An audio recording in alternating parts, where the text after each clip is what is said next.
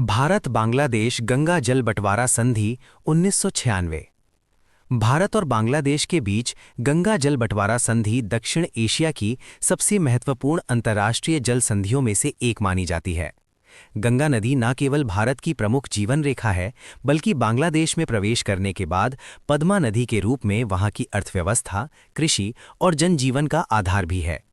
गंगा के जल के बंटवारे को लेकर दोनों देशों के बीच लंबे समय तक मतभेद रहे, जिन्हें सुलझाने के लिए अंततः 12 दिसंबर 1996 को एक ऐतिहासिक समझौता हुआ। इस संधि पर भारत के तत्कालीन प्रधानमंत्री एच.डी. देवगौड़ा और बांग्लादेश की प्रधानमंत्री शेख हसीना ने हस्ताक्षर किए। इस संधि का मुख्य उद्देश्य गंगा नदी के जल का न्यायसंगत, स्थायी और सहमति आधारित वितरण सुनिश्चित करना है। विशेष रूप से यह संधि पश्चिम बंगाल में स्थित फरक्का बैराज से नीचे के क्षेत्रों में जल प्रवाह को लेकर बनाई गई थी। फरक्का बैराज का निर्माण भारत ने 1975 में कोलकाता बंदरगाह से गाद हटाने और हुगली नदी को प्रवाहमान बनाए रखने के लिए किया था, लेकिन इससे बांग्लादेश में शुष्क मौसम के दौरान जल की कमी की समस्या बढ़ गई थी। इसी कारण दोनों देशों के बीच तनाव उत्पन्न हुआ। 1996 की गंगा जल संधि के तहत ये तय किया गया कि हर वर्ष 1 जनवरी से 31 मई तक, यानी शुष्क मौसम में, फरक्का बैराज पर उपलब्ध जल को एक निश्चित फॉर्मूले के अनुसार भारत और बांग्लादेश के बीच बांटा जाएगा।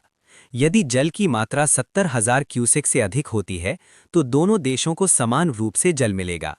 कम जल उपलब्धता की स्थिति में प्राथमिकता और न्यूनतम जल प्रवाह को सुनिश्चित करने के प्रावधान भी संधि में शामिल हैं।